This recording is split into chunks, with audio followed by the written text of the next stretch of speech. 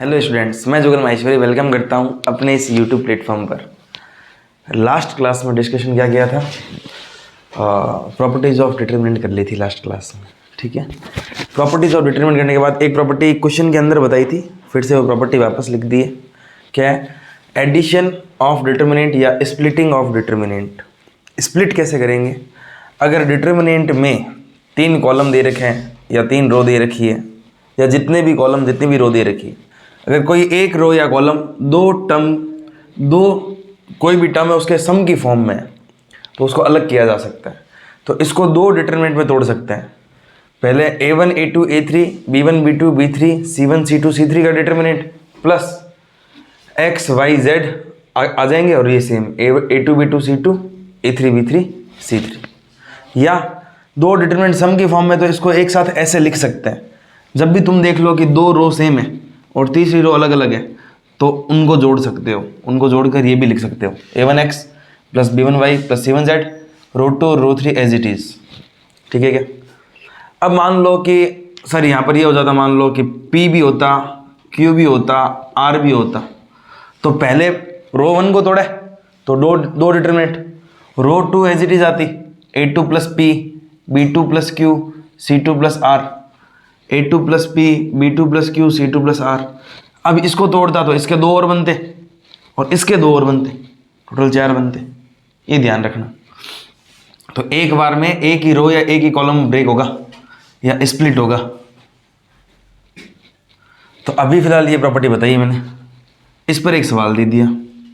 क्या है? The total number of distinct x belongs to r for which this determinant is equal to 10। ठीक है, तो इसमें देखो एक कॉलम 2 टर्म की सम की फॉर्म में। कौन सा कॉलम? कॉलम नंबर 3, 2 टर्म की सम की form.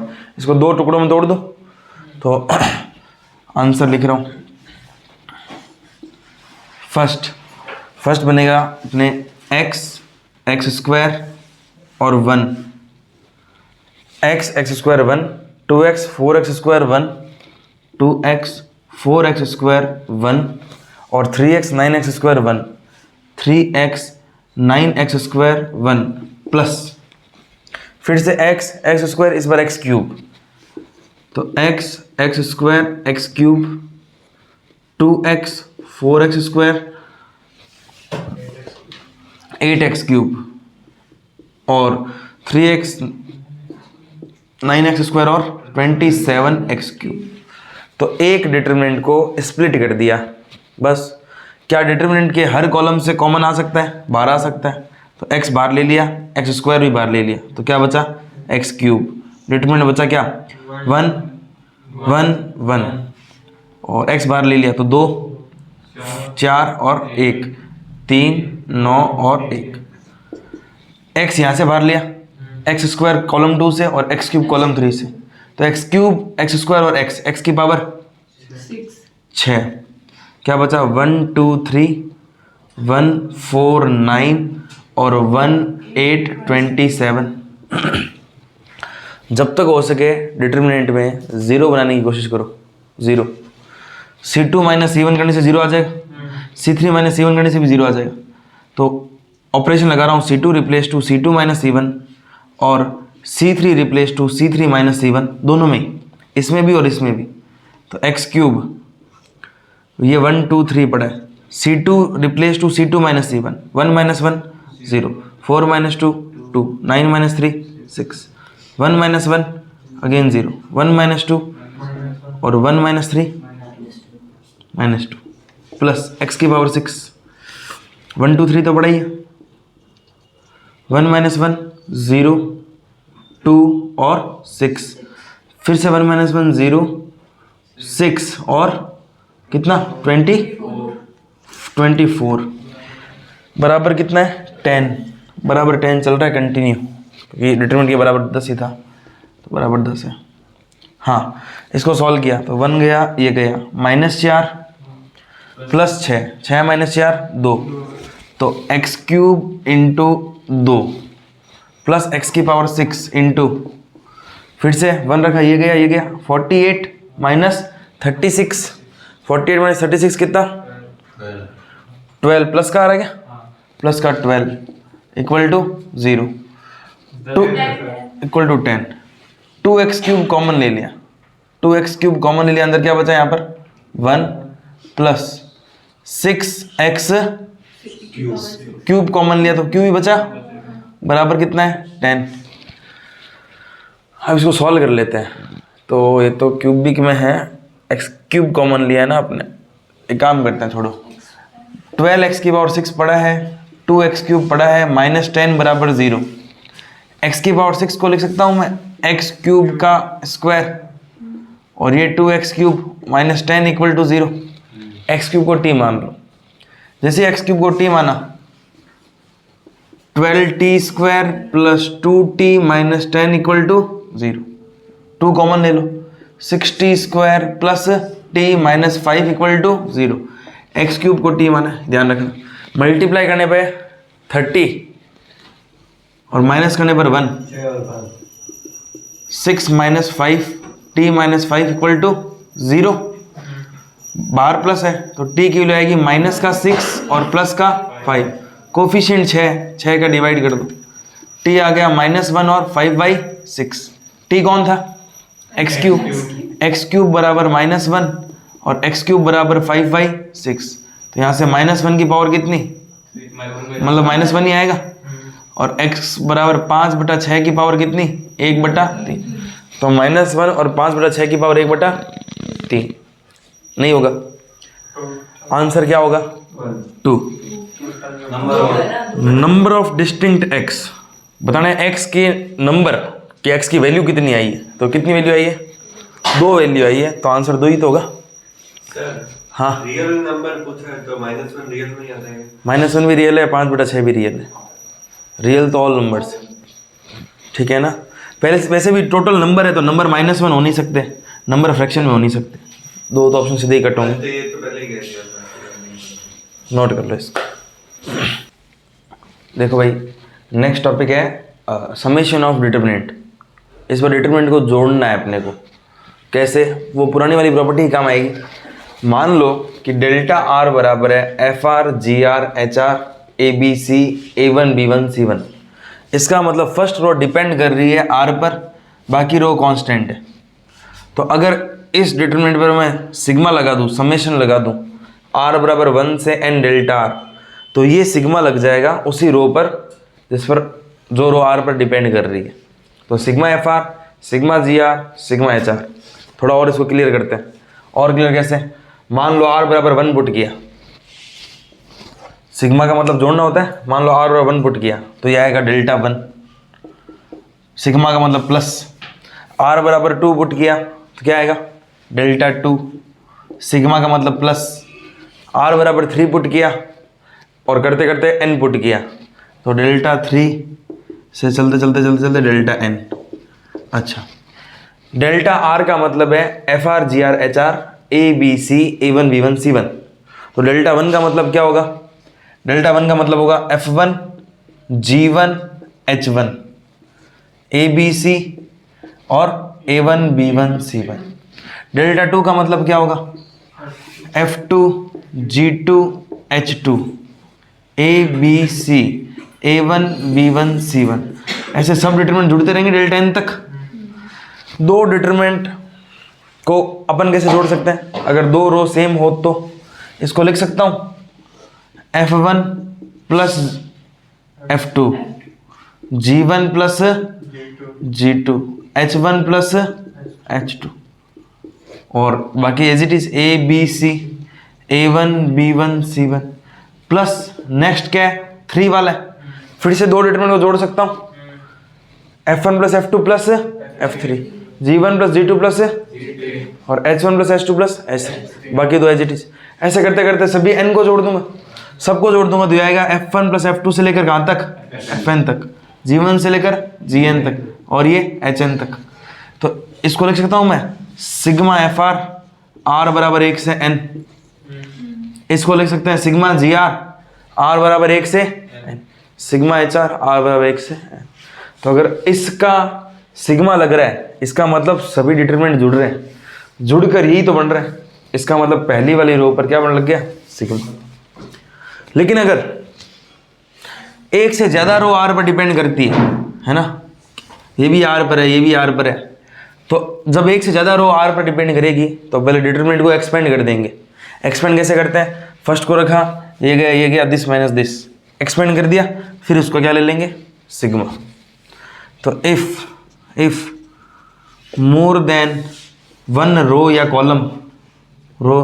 Column depends on are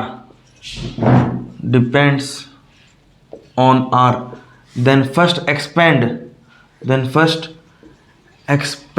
determinant after that take sigma। ठीक है, उसके बाद सिग्मा ले लेना, काम हो जाएगा। ज़्यादातर क्वेश्चन फर्स्ट रो वाली आ रखे, अगर एक कॉलम पे होता तो कॉलम पर सिग्मा लग जाता, ध्यान रखोगे, नोट करो। तो देखो भाई, समेशन पर एक क्वेश्चन और है। डेल्टा आर बराबर क्या है, r cube to n cube to n plus one by two n plus one by two का होल स्क्वायर और 2 इंटू एन प्लस वन।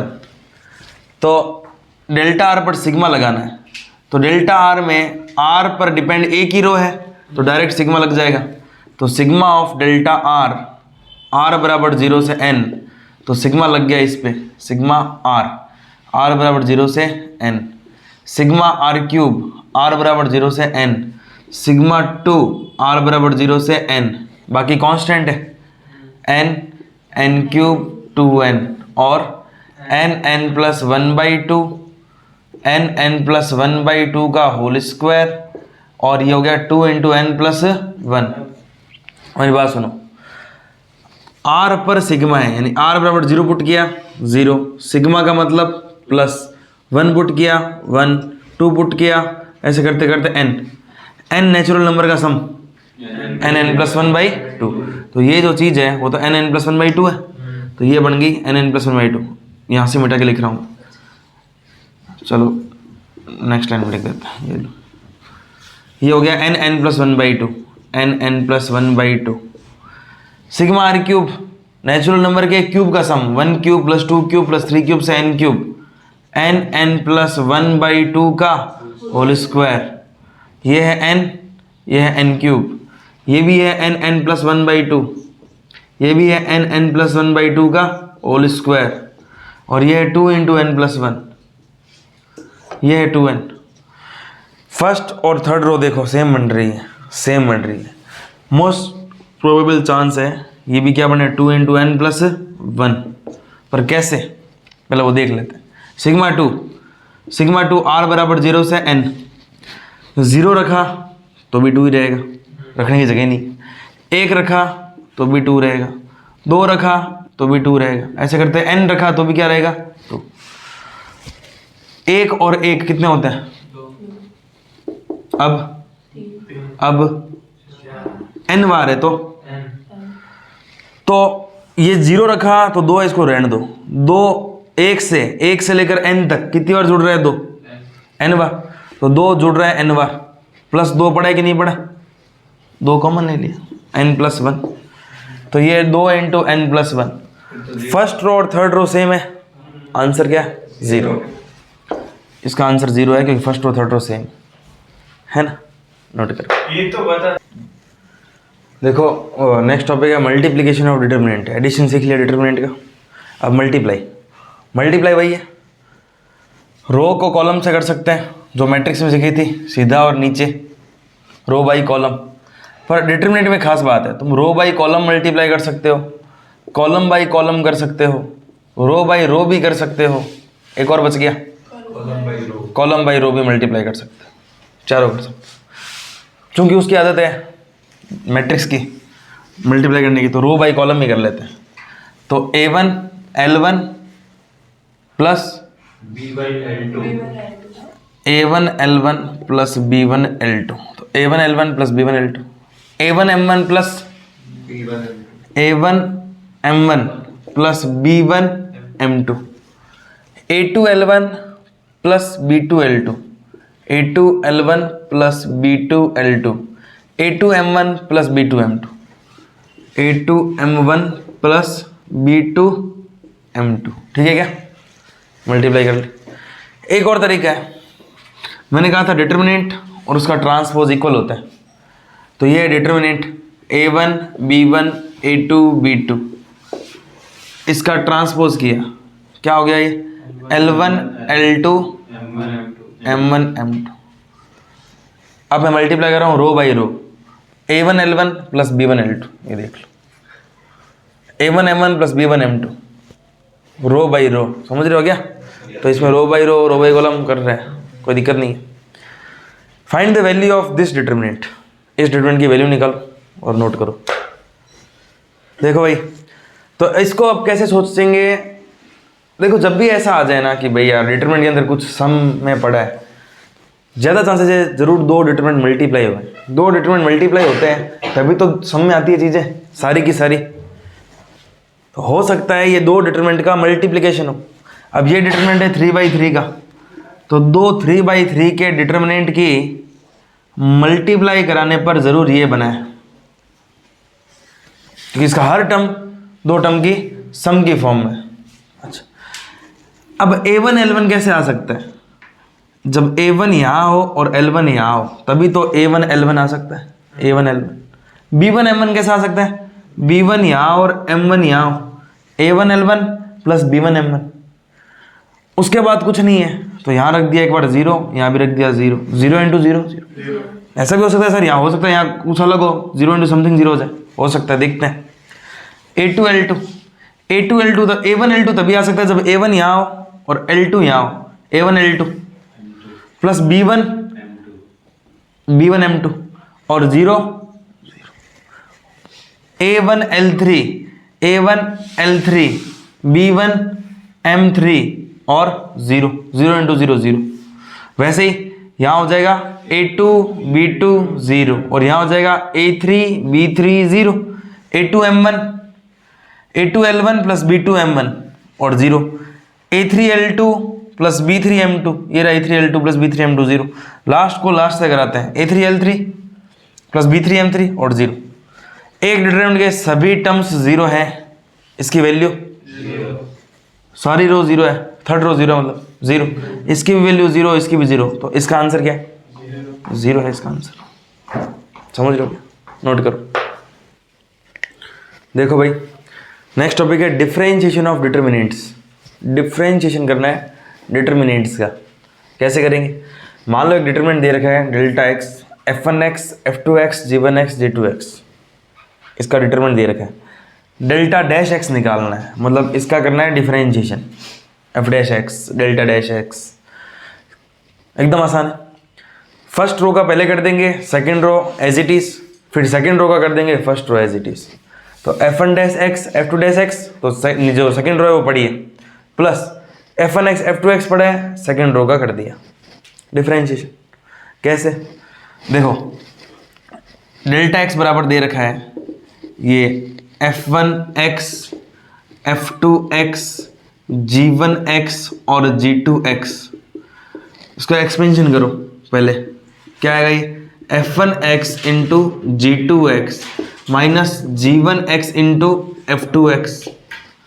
अब करो डिफरेंशिएशन डेल्टा डैश x, तो क्या होता है? u को रखा, v का डिफरेंशिएशन प्लस g2x को रखा, f1x का डिफरेंशिएशन माइनस g1x को रखा, f2 डैश x का differentiation plus g1 dash x का डिफरेंशिएशन और f2x को रख दिया।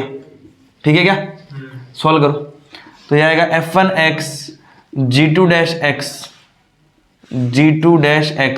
Plus g2x f1 dash x minus g1x f2 dash x minus g1 dash x और f2x। ठीक है क्या? अब जरा ध्यान दो, f1 डैश x g2x जो ये है, f1 डैश x और g2x माइनस ये जो है ये क्या है? ये क्या लिखा हुआ है? g1x है क्या? g1x into f2 dash x, इनको एक साथ लिख लिया मैंने, इसको और इसको एक साथ लिख लिया, plus f1x g2 dash x minus g1 dash x f2x, इसको एक साथ लिख लिया। क्या इसको मैं ये लिख सकता हूं, इसको f1 dash x into g2x है, मतलब जरूरी है g2x यहां होगा तभी तो मल्टीप्लाई होगी। फिर माइनस g1x यहां लिख दूं और f2 डैश x यहां लिख दूं। f1 dash x into g2x minus g1x into f2 dash x, इस चीज को ये लिख सकता हूं प्लस f1x यहां है तो जरूर g2 डैश यहां होगा तभी तो ये f1x और g2 डैश x बने, माइनस ये g1 डैश x है और इंटू f2x। तो इस चीज का मैंने पहले एक्सपेंशन किया, फिर डिफरेंशिएशन किया, फिर वापस जचा लिया, तो डेल्टा x से क्या आ गया, डेल्टा डैश x। तो क्या पता लगा, पहली रो का डिफरेंशिएशन दूसरी रो पड़ी है, फिर दूसरी रो का डिफरेंशिएशन पहली रो पड़ी है।